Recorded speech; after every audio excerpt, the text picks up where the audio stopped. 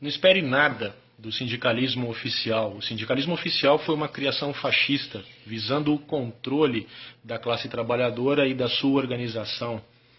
O anarcossindicalismo era a grande ferramenta de luta da classe trabalhadora e que nos levou a conquistas muito importantes no passado.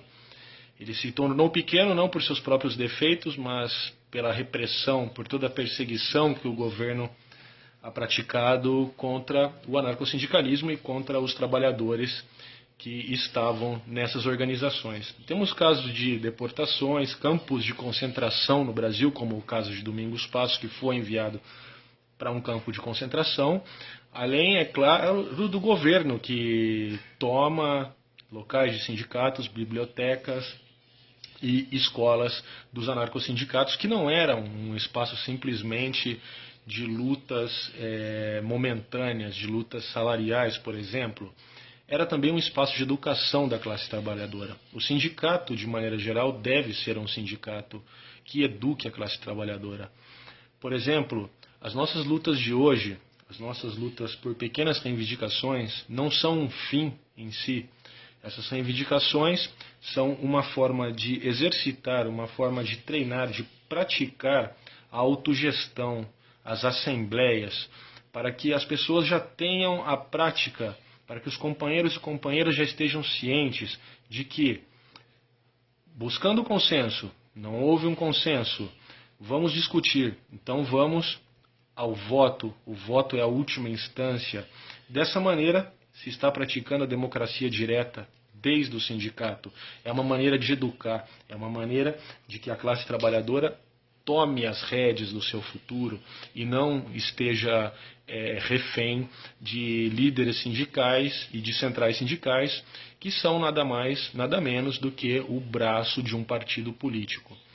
Imagine, por exemplo, a situação de que, em 2018, no Brasil, a esquerda vença as eleições e resolva implementar os cortes em direitos trabalhistas e a reforma da Previdência. Tanto eu como acredito que a maior parte dos companheiros e companheiras duvidam que a grande central sindical, no caso de Bandeira Vermelha, vá promover qualquer ação contra o político e o partido a qual eles estão vinculados. Parece impossível que eles vão fazer isso.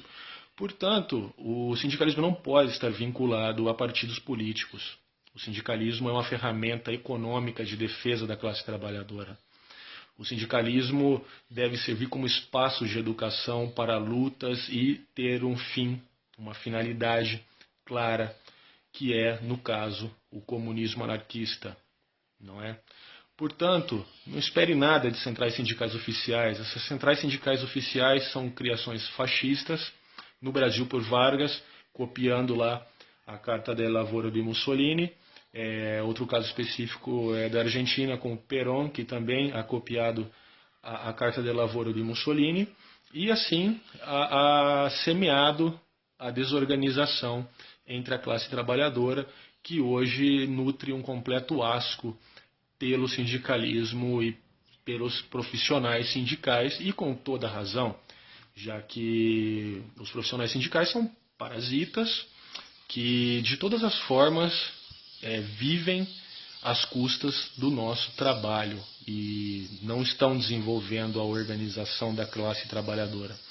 É importante que os companheiros e companheiras participem das assembleias do sindicato oficial, apesar de todos os defeitos e da origem fascista dele, porque dessa forma podem praticar a oposição, podem empurrá-los para uma greve geral e dessa forma que a nossa organização anarcossindical, a organização anarcossindical que você vai buscar, possa avançar também nessas greves gerais e que a população se dê conta de quem realmente está lutando, de quais são as organizações que são ferramentas de luta para a classe trabalhadora e quais são simplesmente um fantoche das classes dominantes.